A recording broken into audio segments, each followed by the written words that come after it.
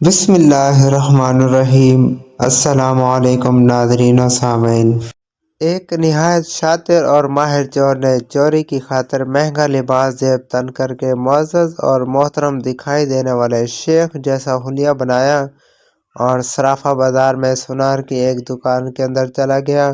Sonar نے جب اپنی دکان میں وضع قطع سے نہایت ہی رئیس اور محترم دکھائی دینے والے شیخ کو دیکھا جس کا نورانی چہرہ چمک رہا تھا تو سونار کو ایسا لگا جیسے اس کی دکان کے بھاگ جاگ اٹھے ہوں۔ اسے پہلی بار اپنی چھوٹی سی دکان کی عزت و وقار میں اضافے کا احساس ہوا۔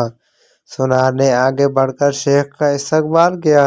شیخ کے محروب میں چور نے کہا، آپ سے آج خریداری تو ضرور ہوگی، مگر اس سے پہلے بتائیں کہ کیا آپ کے لیے ممکن ہے کہ آپ اپنی سخاوت سے ہمارے ساتھ مسجد بنانے میں حصہ ڈالیں؟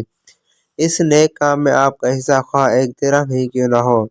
سونار نے چند درہم شیخ کے حوالے کیے ہی تھے کہ اسی اثنا میں ایک لڑکی جو در حقیقت چور کی ہم پیشہ تھی دکان میں داخل ہوئی اور سیدھی شیخ کے پاس جا کر اس کے ہاتھوں کو بوسہ دیا اور التجائی لہجے میں اپنے اور اپنے اہل و عیال کے لیے خیر و برکت کی دعا کے لیے کہا۔ سونار نے جب یہ منظر دیکھا تو اس سے رہا نہ گیا اور معذرت خواہانہ لہجے میں کہنے لگا، اے محترم شیخ، لا علمی کی معافی چاہتا ہوں، مگر میں نے آپ کو پہچانا نہیں ہے۔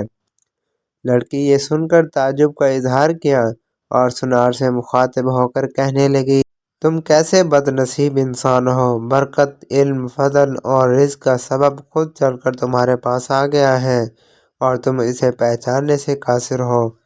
لڑکی نے شیخ کی طرف اشارہ کرتے ہوئے کہا کہ یہ فلاں علاقے کے مشہور و معروف شیخ ہیں جنہیں خدا نے کثرت علم، دولت کی فراوانی اور ہر قسم کی دنیاوی نعمتوں سے مالا مال کر رکھا ہے۔ انہیں انسانوں کے بھلے کے سوا کسی چیز کی حاجت نہیں ہے۔ لوگ ان کی ایک جھلک دیکھنے کے لیے بےتاب رہتے ہیں۔ سونار نے شیخ سے معافی مانگتے ہوئے کہا کہ شیخ صاحب، میں معافی کا طلبگار ہوں۔ میرا سارا وقت اس دکان میں گزرتا ہے اور باہر کی دنیا سے بے خبر رہتا ہوں، اس لیے اپنی جہالت کی وجہ سے آپ جیسی برگزیدہ ہستی کو نہ پہچان پایا۔ شیخ نے سونار سے کہا، کوئی بات نہیں، انسان خطا کا پتلا ہے، غلطی پر نادم ہونے والا شخص خدا کو بہت پسند ہے۔ تم ایسا کرو، ابھی میرا یہ رومال لے لو اور 7 دن اسے اپنا چہرہ پوچھتے رہو۔ 7 دنوں کے بعد یہ رومال تمہارے لیے ایسی برکت اور ایسا رزق لائے گا جہاں سے تمہیں توقع بھی نہ ہوگی۔ جوہری نے پورے ادب و احترام کے ساتھ رومال لیا، اسے بوسہ دیا، آنکھوں کو لگایا اور اپنا چہرہ پوچھا تو ایسا کرتے ہی وہ بے ہوش ہو کر گرا۔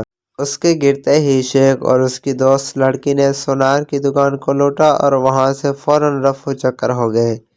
اس واقعے کو جب 4 سال گزر گئے اور سونار رو دھو کر اپنا نقصان بھول چکا تھا تو 4 سال کے بعد پولیس کی وردی میں ملبوس 2 اہلکار سونار کی دکان پر آئے۔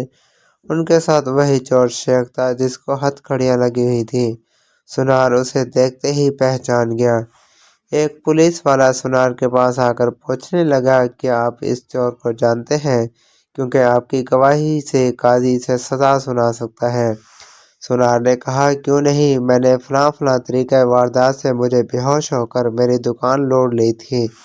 پولیس والا شیخ کے پاس گیا اور اس کی ہتھ کڑی کو کھولتے ہوئے کہنے لگا، تم نے جس طرح دکان لوٹنے کا جرم کیا تھا ٹھیک اسی طرح وہ ساری کارروائی دہراؤ تاکہ ہم طریقۂ واردات کو لکھ کر گواہ سمیت پولیس والے نے جیل